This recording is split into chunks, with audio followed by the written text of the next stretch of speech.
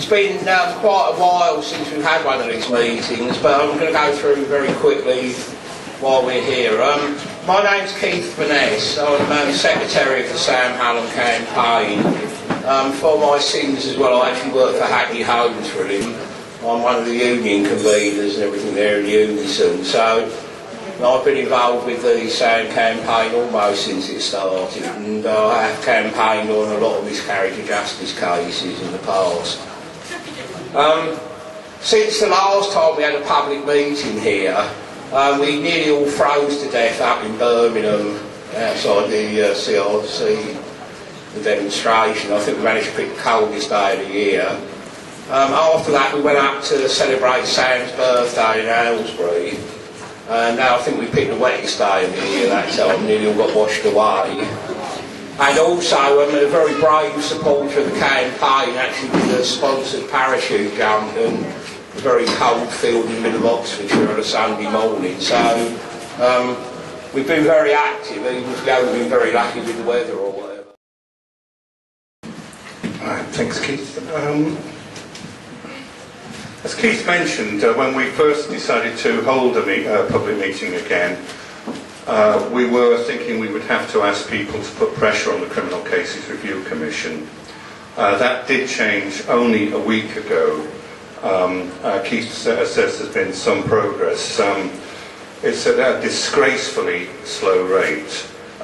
Those of you who came to Birmingham back in February with us will know that we put in a very large dossier of new evidence in Sam's case back in February. The funding of the Criminal Cases Review Commission is so dire that it's taken them 7 months just to allocate somebody to start looking at the evidence. I think I'd actually contrast that with the amount of money as a society we put into the criminal justice system to finding people guilty. In Sam's case, he was arrested in October of 2004. His trial started less than a year later, and he was convicted almost exactly a year later. His appeal took nearly another 2 years to happen. We have only, as I say, a week ago been told that the Commission, who are the only people who are able to send the case, Sam's case, back to the courts, that they are now looking at the evidence in Sam's case. We're very concerned about that because, I don't think you need to be an expert in the law to know that the longer time goes by, the more memories fade, the more evidence disappears, in this case, justice delayed really is justice denied.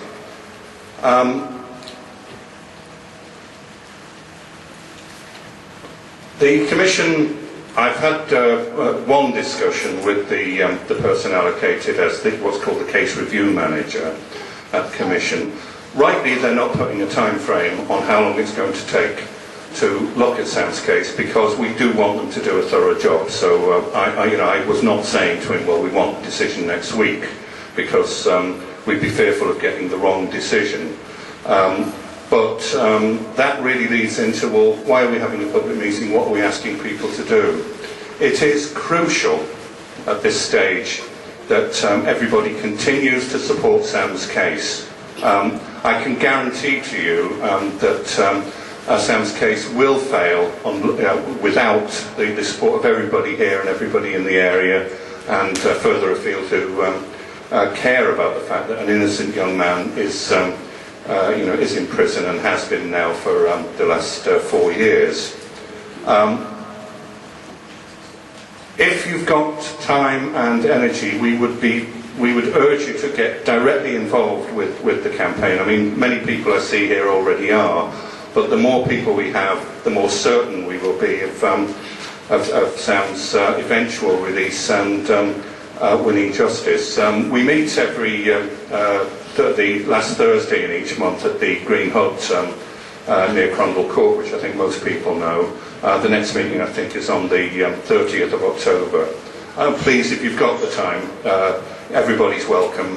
Get involved. We're always open to ideas on how we can keep Sam's case to the fore and keep the support going. Next year marks 20 years since the prisoners known as the Guildford Four were released. I was privileged to be at the court when they were released. I think that was really the first case in the modern era that brought the whole issue of how many innocent people are sent to prison into the public arena. I don't know if he's arrived yet, but Patrick Maguire, who was involved, he was a member of the Maguire family that was associated with the Guildford Four case. We do expect at some stage this evening. The depressing thought is that when the Guildford Four walked out of the Old Bailey, Sam Hallam was 15 months old.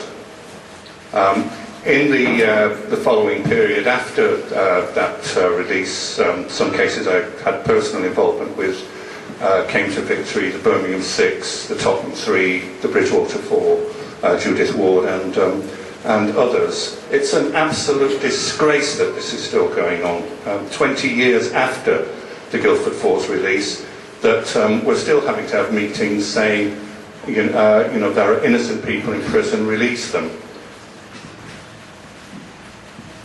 A plea that maybe to some people, maybe not to anybody here, but we're still desperate for any evidence that anybody has in the case, any knowledge anybody has of what happened on that night in October 2004.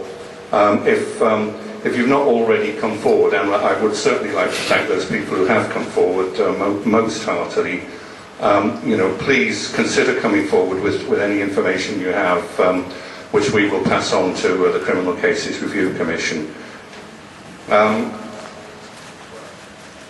I mentioned the Guildford Four. One of them, a man called Gerard Conlon, and I hope I'm not encroaching on the Reverend April Keach's territory here, when he said, if there is a hell, it's being in prison and knowing you're innocent.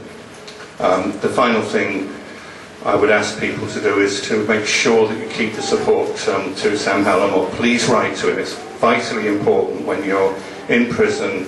There will be a message from Sam later on, but that to keep his morale up, he needs the support. It really does keep him going. As I mentioned, there is a long road still ahead. We've got to get the case referred back to the Court of Appeal. We've got to persuade the Court of Appeal that Sam Hallam is innocent. But as I've mentioned already, and I'll finish with this, the only way that Sam Hallam is walking out of that prison and as an innocent man is your support, our support, the support of everybody here. Thank you.